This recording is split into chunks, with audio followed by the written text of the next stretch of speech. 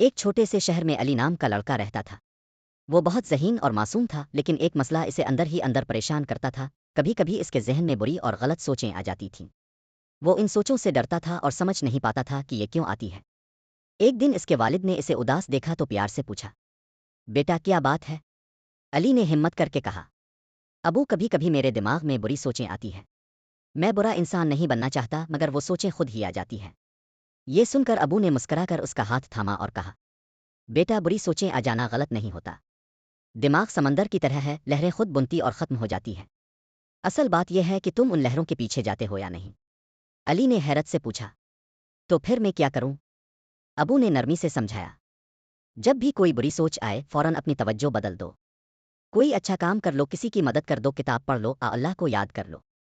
سوچ کو روکنے کی کوشش مت کرو، کیونکہ زبردستی روکنے سے سوچ اور بڑھ جاتی ہے۔ اسے آنے دو، دیکھو اور بادل کی طرح گزر جانے دو۔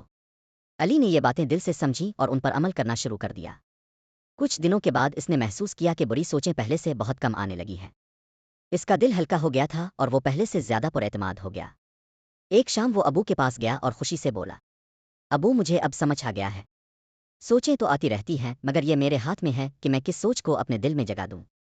ابو نے فخر سے اسے گلے لگا کر کہا، بالکل صحیح بیٹا، جو اپنے ذہن کو کنٹرول کر لے وہ زندگی میں کامیاب ہو جاتا ہے۔